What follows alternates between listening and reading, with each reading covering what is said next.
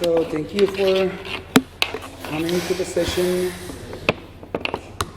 Well, before jumping into the session, how many of you are already using Drupal for like more than 5 years? 3? Okay. Less than 5? Okay, well, just want to be aware of it. And how many of you are already playing around with something like Decoupled, Gatsby, Remix, Next.js, any of those technologies? Okay, good. Well, thank you for the attending the event. Thank you for all the sponsors here. And the session will be about Drupal Decoupled.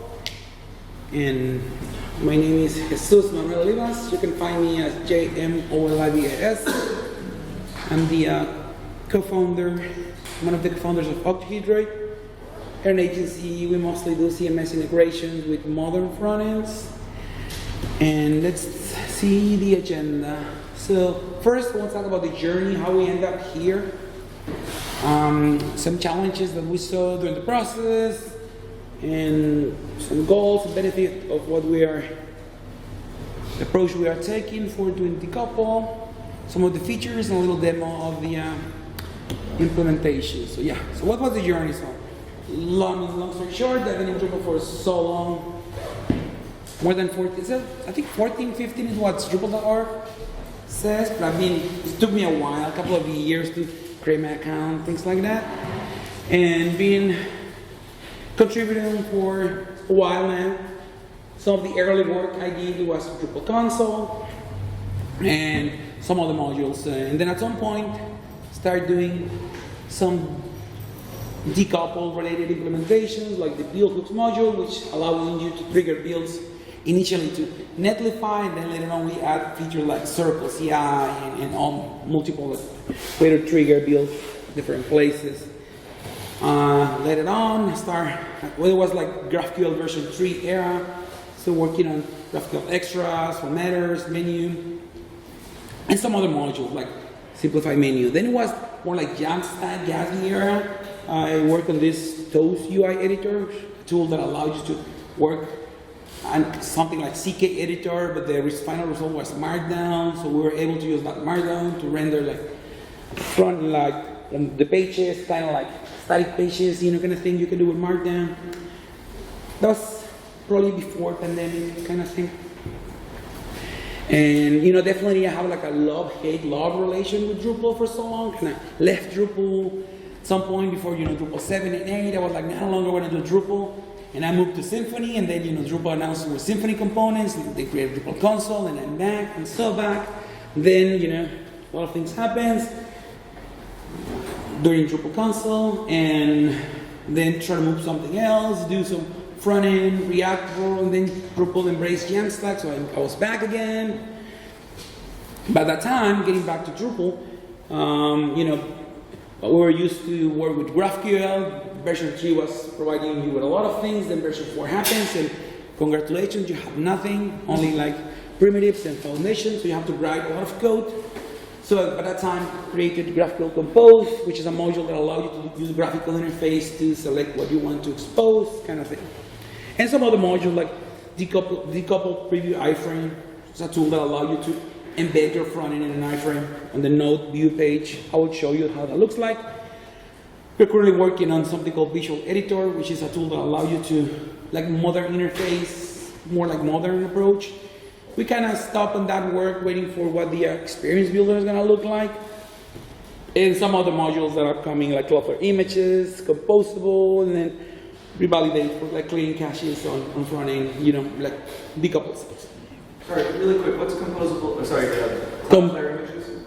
Cloudflare images is a module that allows you to, so whenever you upload an image to Drupal, you just synchronize that image to Cloudflare. So whenever you are running your site on live, instead of serving the image from Drupal, serve for Cloudflare. It helps a lot with decoupled sites. Because in the past with Gatsby, we had to like run Gatsby image, and it was like long time consuming and a lot of things. In this case, you upload the image, gets synchronized with the Cloudflare service, and out of the box you get the image from that, and you can use their capabilities for like blurring, applying effects, resizing and whatever. And well, besides all that Drupal work, it also, several projects along those years and long time conversations with Drupal people, about Drupal as monolith, as an API CMS first, a lot of decoupled integrations, a lot of conversations about structured content and implementations, design systems, modern headless CMS, and also that is also important. As working with the decoupled implementations with the company, we have been exposed and have experience working with other systems, not only Drupal. Things like Sanity, Storyblock, HiGraph, .cms, Build.io, and some others. So again, we have a lot of experience also working with external, like modern headless CMSs, and we are trying to get that experience into Drupal somehow. And okay, so what challenges we think we need to solve while working with decoupled implementations?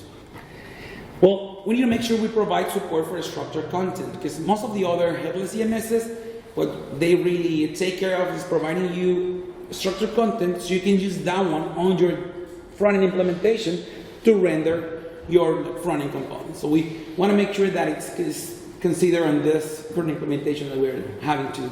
And also having that allows you to play well with design systems. So you can have this data structure, layer, and then you have your front-end UI components. We're working on having a clear separation between both, but it also providing you with a glue space where you can, connect all the dots.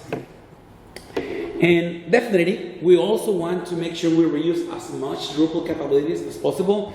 Things like preview, publish, unpublish, draft, revisions, content moderation, and all the others, because this is some of the reasons we use Drupal, because it provides with all those features. And sometimes, I remember like Gatsby days, we tend to lose some of those features, right?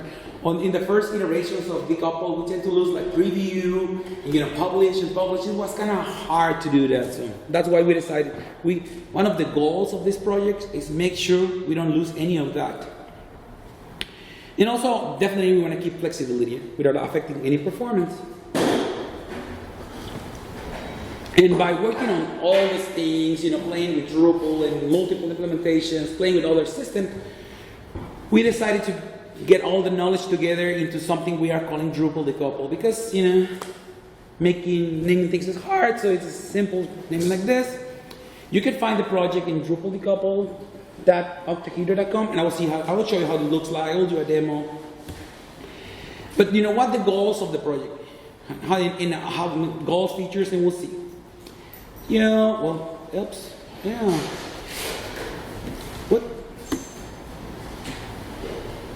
What? Happening? Goals? Oh, there was move probably. I don't know. Let's see. So the goals of the project is, it's a simple setup. Initial goal is it should be simple, So basically, from the moment you are starting working with the project, you have like out of the box experience, like fully pre-configured Drupal setup, and we are providing you with one-click deployment with your Drupal site, your front end, either Remix or Next.js, and you can immediately try the project out of the box. You don't have to even load anything in your computer, and I'll show you how that looks like. We want to make this developer-friendly from the early beginning, so we integrated GraphQL API. So as you know, Drupal core uses JSON API, but that make things a little harder for people that it's none from the Drupal world. And most of the front ends that we have in our team and with our clients, they know React, they know GraphQL, and by giving them a JSON API endpoint, like doing queries and pulling the data with all these full of Drupalisms because of how JSON API outputs data, make things harder for them. So we wanted to provide with the tools that they are used to, and they are used to because most of the front end development and the modern headless CMSs expose things like GraphQL, and they are used to those platforms. And the goal, again, is even developers that are not familiar with Drupal, can find the onboarding easily, intuitive. Again, it's a fully pre-configured project. It's already, out of the box, it works. It's based on the Drupal recommended composer templates. So think about it, it's a composer template plus recipes. So we are taking full advantage of Drupal recipes here. You used to have a Drupal profile, but once recipes got somehow released during the summer, so we updated the project, so now it's full on recipes. And you can do those, you can run the setup in minutes in your computer, or you can try in the browser. I'll show you how that looks like. And a big difference with the Next.js project, as I was asked earlier, it's like one difference is the project, the next one started with mostly like JSON API, they now support both. And we decided to only support GraphQL for now. It's unclear if we're going to support the other one, JSON API. Maybe someone can contribute that. But one of the our goals is to give you freedom of which front end you want to use. So we are not tied to a particular project, either Remix or Next.js. With our particular project, we provide you with starters that you can use. So you can take advantage of the Drupal API and render whatever you want to. Use anything that you want to. In a current implementation, we have two starters. One from Next.js, the other one is Remix, where we're also working and having an Astro starter. So you can have that one. Again, since we provide this clear separation between data structure and how UI looks like, you can choose any front end that you want. And it's pretty, again, that clear separation, it also allows you to do any front end components that you want to. In this particular case, we're using the ChatCN components. For if you are not aware, so those are probably the most famous component nowadays on the React world, and created by Arshad. He used to work for Chapter 3. He's now with Brazil. And well, those components is what we are using. Again, probably you will find a lot of documentation, a lot of examples with those components. So you can, it's already, probably again, one of the most used tools on the market nowadays related to UI and React components. And we also provide you with documentations and a detailed information how to work. So we provide two ways, like a quick starter that you can just like follow and easily get the example running on your computer, or we provide you with step-by-step definition so you can do, all the steps, run all the steps, one by one, so you understand better what is happening on the background. And well, which feature do we are talking about? And which modules we have? So long story short, again, this is a composer template. This is a couple of modules already out of the box. So you end up with something like a Drupal site with Gin login, Gin toolbar. We have GraphQL, GraphQL Compose, GraphQL Compose Preview. That is the module that allows us to run previews, revisions, content moderation, like out of the box. We also provide you with something like meta tag, paragraph, kind of like, you can see it's something like, it's funny like seeing things like, Drupal CMS, we're packaging all those things. So it's good to see, all those similarities here. So we are packaging you with like, with a Drupal site that is fully functional. So you can start from that one easily, right? Definitely path auto redirect should be on core if you ask me, but at least you have it here. And we take advantage of simple out to having a way to communicate from the front end to the back end to pull data. And some of probably the most non-common modules that we can see here, because the others pretty standard, but the GraphQL Compose module, that's what I was mentioning early, it allows you to, through the graphical interface, to select any content type, any paragraph or media, whatever you want exposed through GraphQL. So again, out of the box, the GraphQL module provides you only with the primitives and the foundations to build on top of that, but you have to write code. And there's nothing wrong with writing code, but in order to save you from that, we created the GraphQL Compose module that allows you to do that, without any written line of code. And provide you with a graphical interface. Again, you can select either content, taxonomies, users, paragraph, whatever you want, any content that you want exposed to. But it also provides you with an API. So if you want to extend it, you can do that. We provide you with all that you need for extending and providing you, support for different entities that are not currently supported. Another module that we provide you here is the decoupled preview iframe, which is basically a way to embed an iframe on the node view page. And that iframe contains the front end side that you are managing. So it means you can go to the edit page, save something, and as soon as you save it, you get redirected to the node view page. And what you will see here, it's an iframe. That iframe is loading the front end page. So you can have that seamless preview implementation.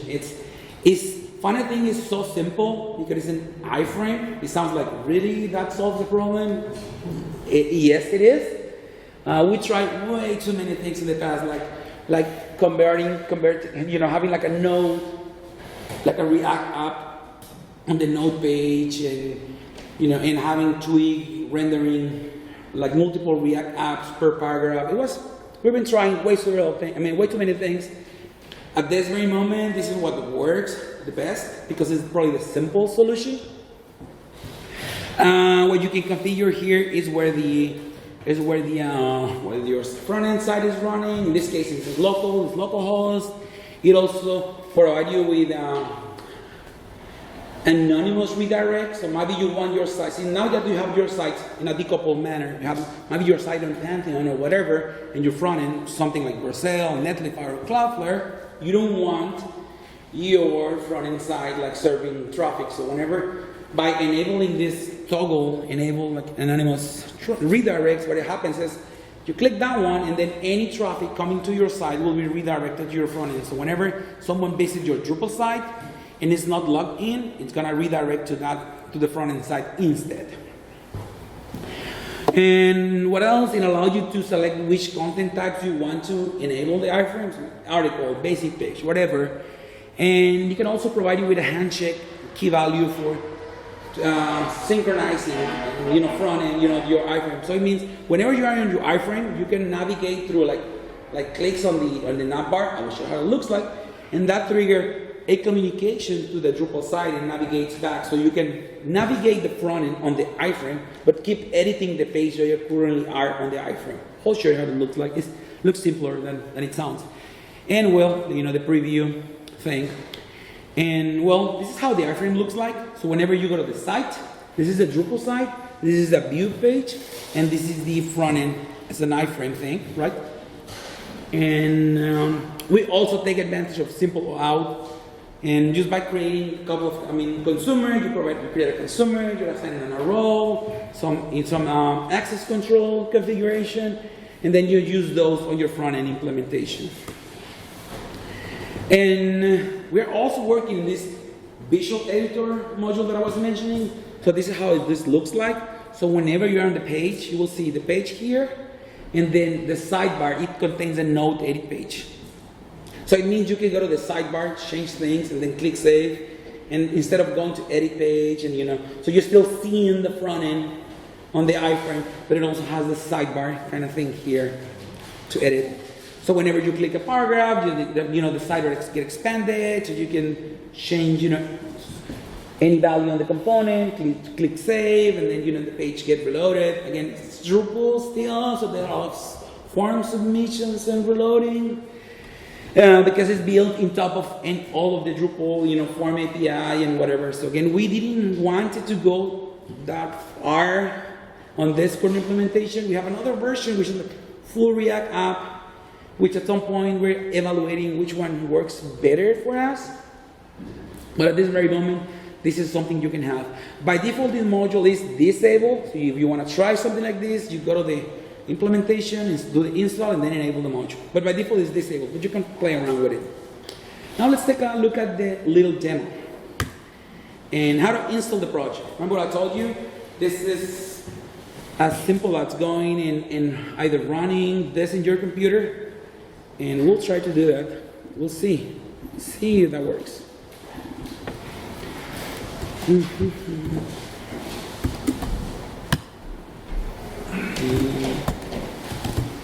Let's delete this one first.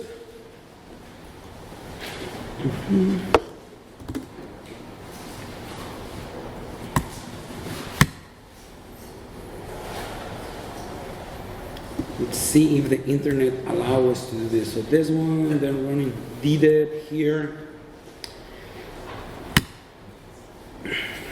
Then DDEP start.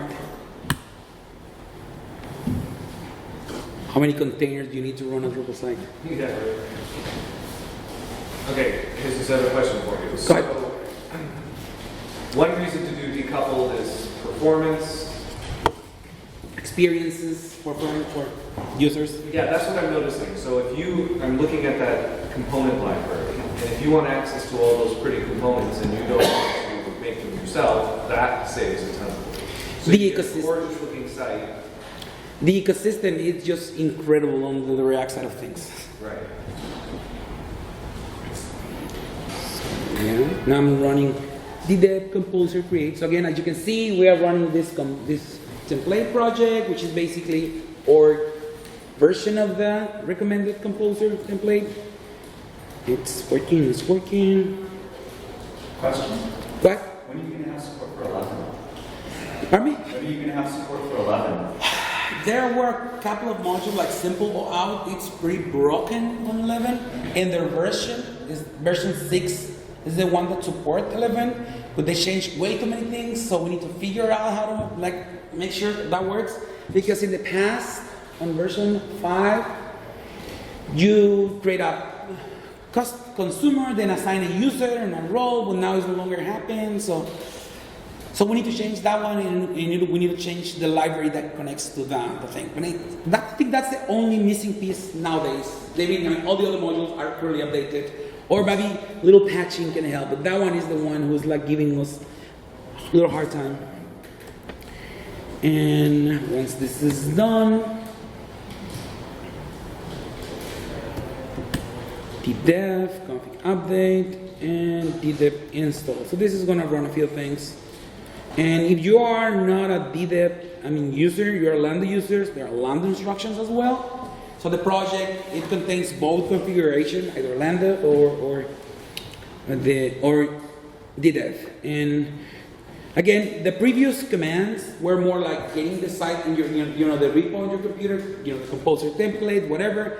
And the command that is getting the site running is this DDEP install, which is a custom, DDEP command, which is basically a batch script with a lot of the commands that you have to run.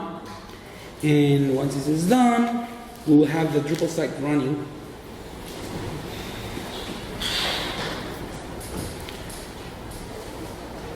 So you're working with Next already and Remix, and Astro's coming up. Yep. So if you were to start a site in 2024, which tool would you use? Personally, I'm more big fan of Remix than Next.js, but the ecosystem of Next.js is just huge compared to anything else. So I'd rather go Next.js. And why do you say Remix? Remix, the way that Remix is built is more based on primitive, like request, response, the router, the caching. There's no magic involved in there, which basically I'm glad to see Next is now going into that direction. I just came back from the Next.js conf yesterday, and they announced there's no more magic, there's no more magically caching. So now Next.js is pretty much a lot like Remix nowadays. So it's at this very moment both are pretty similar. But the ecosystem on Next is just huge. There's way too many things you can use, and documentation. Next.js documentation is just incredible. The DX they have is great. They have a lot of videos and material and starters. So that's why at this very moment I will choose that. Astro is getting better, and probably Astro is way too new at this very moment. I will wait for more maturity on that project. But probably 1 year from now, Astro will be a good player to take a look at. Okay. And it's coming, all the thing happening. At the very end, it's gonna show us a couple of values for us to copy paste. So this is the client ID and client secret we will need on our front end site. Just by copying this here, copy this, I will be able to have connect to the front end. But now, we go back here,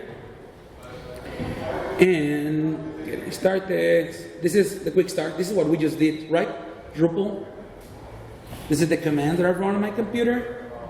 And again, ddeb lando. And if I want to get that site, the front end site, I can go either Remix or Next.js. I go Next. I will copy this command. Well, I will click this and go in.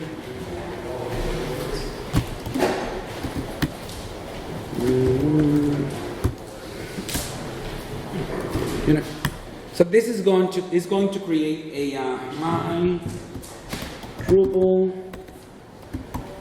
Decoupled Next.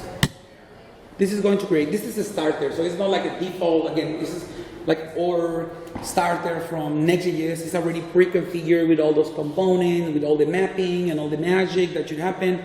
And the only thing I need to do here, if we take a look at the documentation, is just run this, copy the default EMB example, pasted the values that the CLI output for us, and this will work.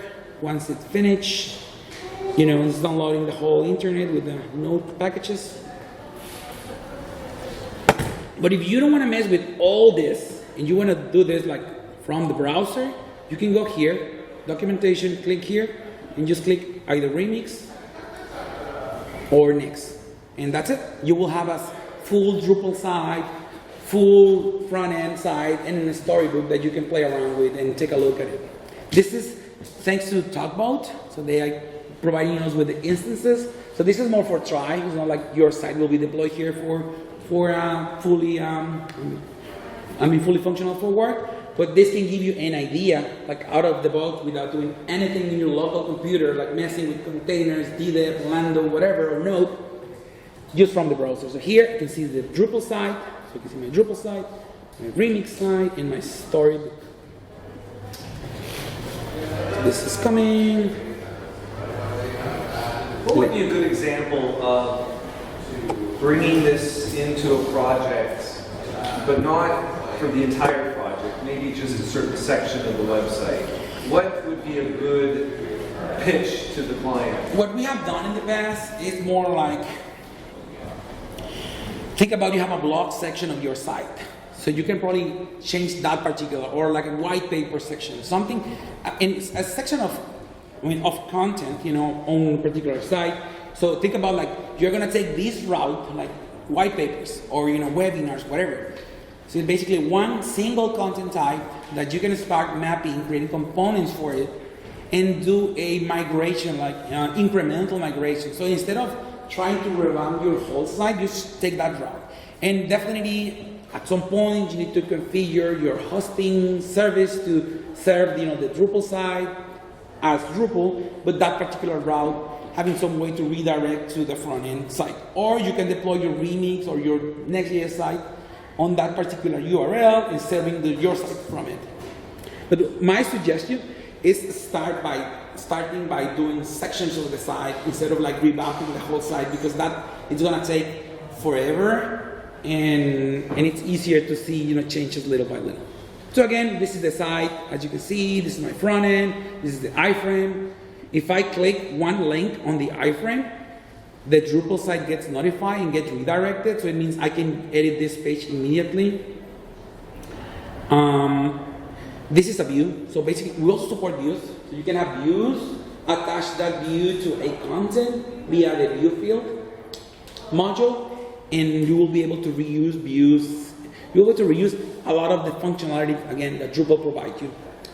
The contact form is still a work in process. You will see JSON object because there's no content rendering this, but we have the solution for that. There is a module already there. It's called web form headless, which provides you with JSON output. They are working with a particular JSON, not the JSON schema standard. So what we're going to do is going to fork the module, make it JSON schema standard, and we already have the front-end solution in place. So basically, we can have the JSON schema, render React components using chat-cn. So what you have to do is use a web form, create your web form, save it, connect it to a piece of content, because web form allows you with this web form field. So you can do that through a piece of content, and you will be able to create forms in React automatically from your Drupal site web forms. And when you save the form on the front end, the module gave you a post URL, and that post it's basically go back to web form. So you can basically do the form web form, render it on React. Whenever you submit, you will be able to take advantage of all of the web form capabilities on the backend. Cool.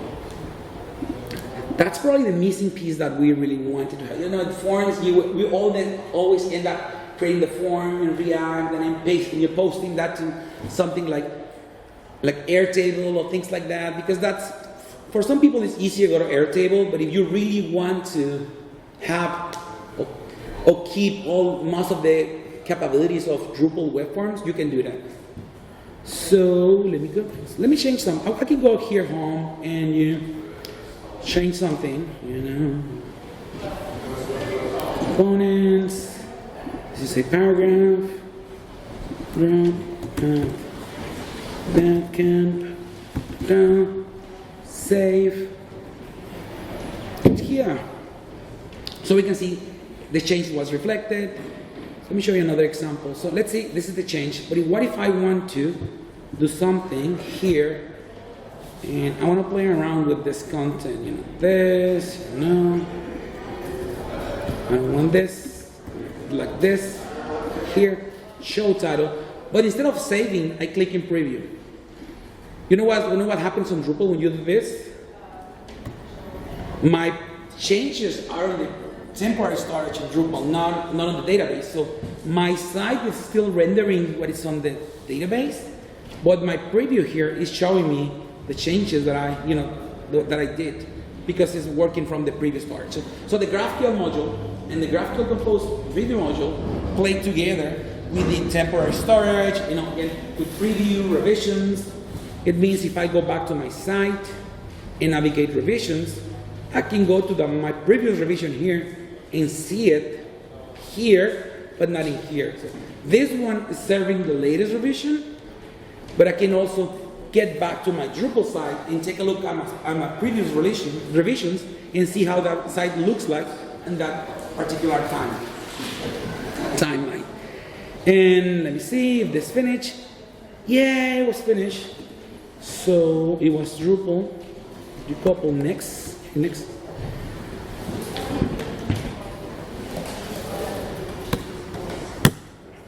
No, that was called Drupal.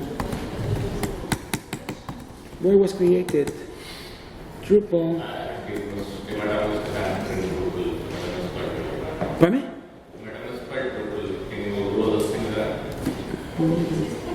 Drupal. Next, this one. Yeah, this one. Code. Good eyes. So remember the instruction for running locally? It was like, because I don't, copy, paste it, it's a quick step, was next, copy the example file,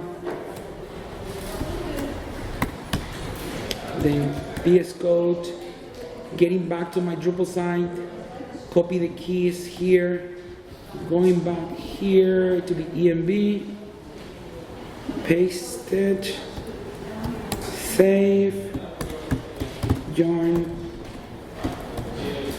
start with the start.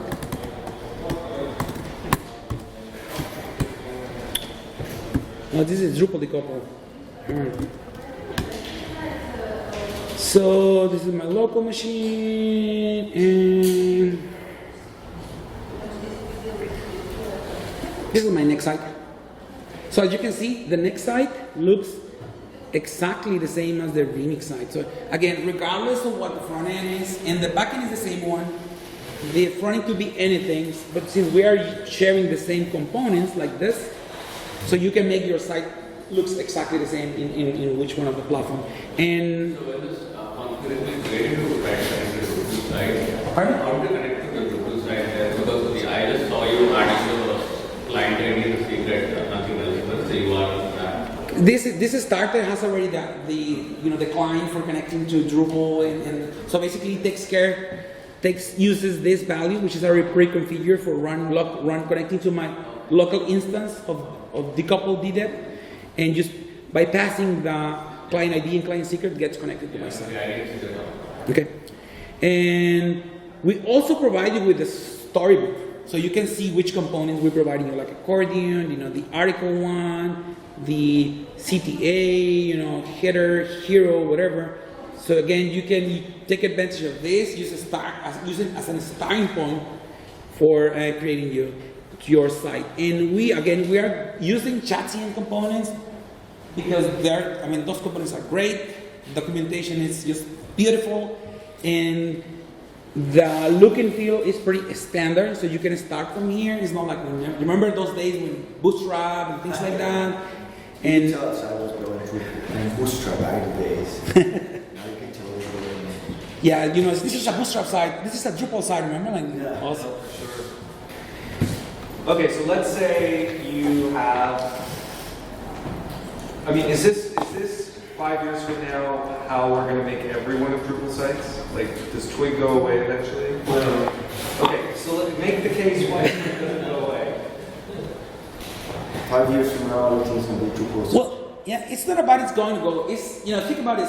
I came back from Next.js conference, and there is contentful sanity. All the CMSs are getting better and only getting better. Every single time, it's still behind. Because they are still behind, because Drupal has been for so long, is solving a lot of situations, right? And it's very extendable if you compare with those. Those headless CMSs has their limitations, like because some of them are like platforms, like contentful, so they provide you with 3 or 5 content types, or only like 2 or 3 locales or languages. So they have some limitations, right? And that's why. With Drupal, you don't have all those. But their interfaces for entering content, they are just like so polished that when users, and in the end, who uses your site? Marketers, content editors. We always tend to think in Drupal like as a developers and engineers. So that's why the product is great and it is full of features. But we need to think about from the point of view of people that is using the system, who is paying from using the system, right? Because in the end, it's marketing teams, the ones who are, deciding which CMS they are going to use. Again, those CMSs are still behind if we compare to Drupal features, but it's just a matter of time. And what they provide you out of the box is great editorial experiences, an API for you to connect to, and allow you to do any front-end implementation that you want to through that API. And that's what we're trying to do. After trying all the systems, and even using them for some of our customers, most cases for smaller sites, kind of like event site, macro sites, but the experience they get by using them, they're like, whoa, we want to have this. We wish this thing worked for like the main site, but they know it's still not there yet, but it's gonna happen. So our goal with Drupal is make sure when that happens, the parity of like editorial experiences and APIs and having a starter, that kind of thing, is already there. So they can, choose, whenever those systems are, mature enough, the advantage with Drupal is not that far. So we are kind of parity on that particular, set of features. Right, my understanding is that Drupal started on one side of the spectrum. Exactly. Twig. It's a race to the middle. And it's a race to the middle to the universal CMS, because they have to learn all the things that Drupal does well, and we have to learn what they do well, and we're all coming to the middle. Okay. Do we want to talk about universal CMS? Yeah, it's an interesting point, but that's exactly what is happening. Drupal start from this point, the others start from this point, and it's just they are both merging capabilities. There's same thing jumps like markdown files, but then editorial experiences. So every single, of those systems are running into the same direction. So it will converge at some point. Well, so aren't we making the case that we're not going to have Twig anymore in 5 or 10 years? I think it's still going to be there because at some point, not every single site should be a decoupled site. The same as not every single site should be a Drupal site. It's the best answer you can provide as an IT guy. It depends. Yeah, there's no point on Drupal 7 that's been around since 2010 and it's still here. So anything that exists now, it's going to have a shelf life of whatever, call IT departments and site owners have to maintain it and continue it versus do something new.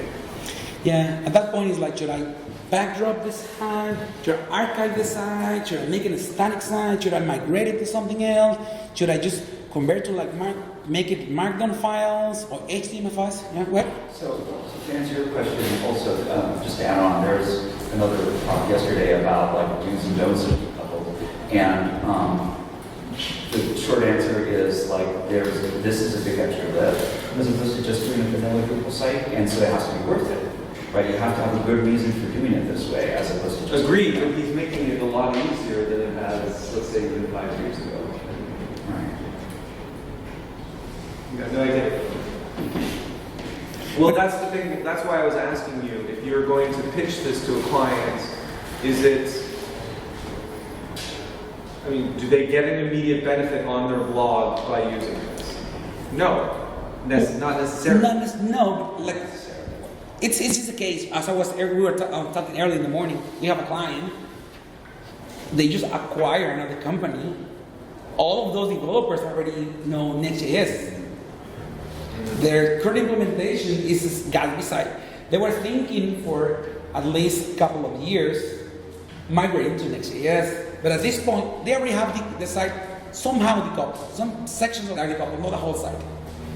And they're kind of happy with Gatsby, but they were thinking, Gatsby is sunsetting, we might need to move to something. They were like, remix, Next.js, but at some point, the organization acquired another company, and out of the box, they have a team full of like Next.js developers, so the decision is easy at that point, right?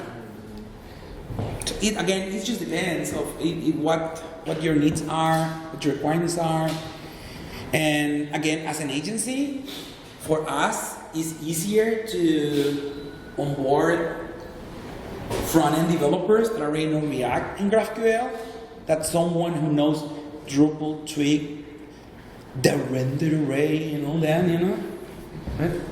And what I was getting from your presentation, decoupled, like if I were a business or an organization and I had like $30,000 to build my website, and my understanding of this is this could get me a working website in far fewer developer hours than going and putting $100,000 on every, the other way of building digital sites. Yep. So I can see this as definitely being a great advantage for like that tier of site that really doesn't care about all the bells and whistles and everything going on in the background. I just need the site up and looking presentable as quickly as possible.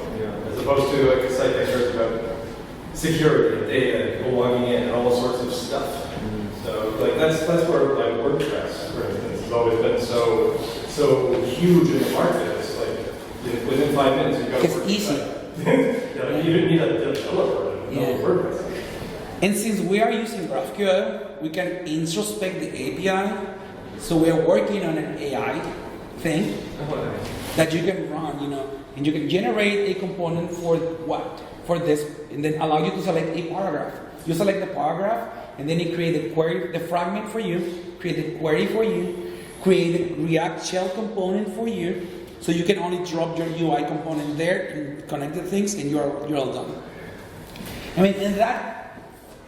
That kind of tooling is what helps you on this particular case you're mentioning. It saves you a lot of developer time, so you can really focus on what it matters.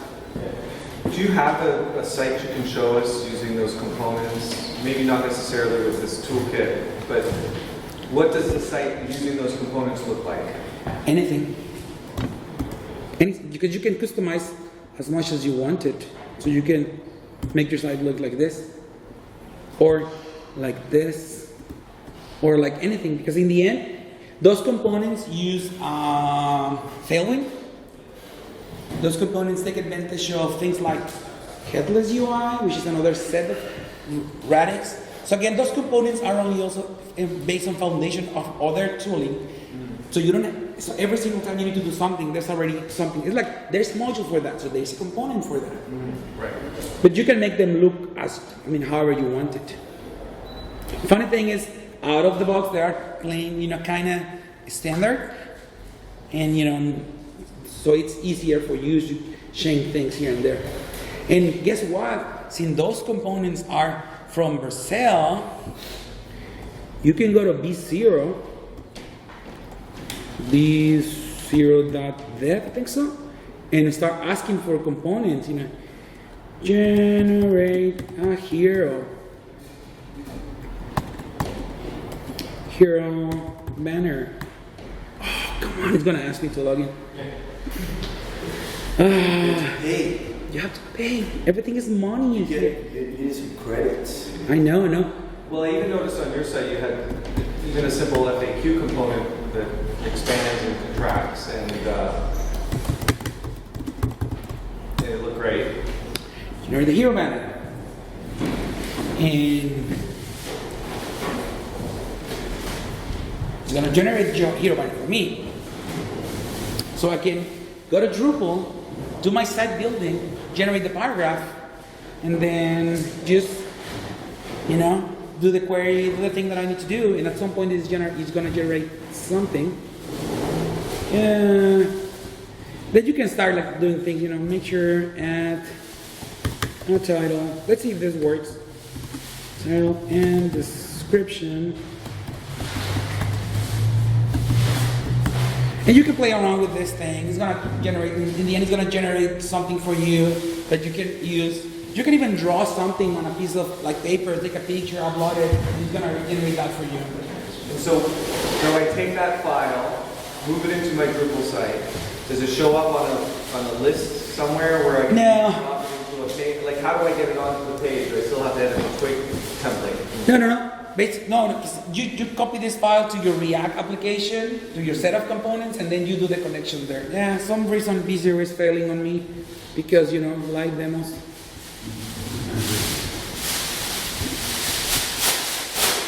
But again, you can use this kind of tooling, and most of those tooling, like code generation from AI, use Chatien components.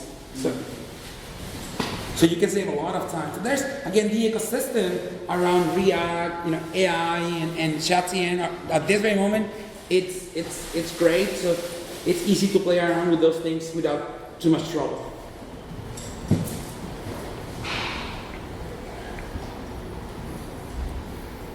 I will complain with our chat about this. But again, just give you code. You can go. Any other question? But again, if you want to try, you can just go Drupal, Decoupled. Remember, just click what I want to see. A Next.js app, Remix app. Just click that, wait a couple of minutes, or a minute, or less than that. And you will have your back-end site, your Drupal site, you will have your front-end site and the storybook. Again, if you wanted to try your local computer, getting started, you can go to quickstart approach, like copy-pasting things, or go to the step-by-step so you can see what is happening. But also we guide you with what you need to install, you know, do this, do that. Both have dev and then, you know, extend, so go this, do that. So every single step is already there, so you can copy-paste those commands in your computer and play around with the Drupal recipes and all that on here. So. Well, this is fabulous. Jesus, thank you for doing all this and sharing it with us. Amazing. Thank you.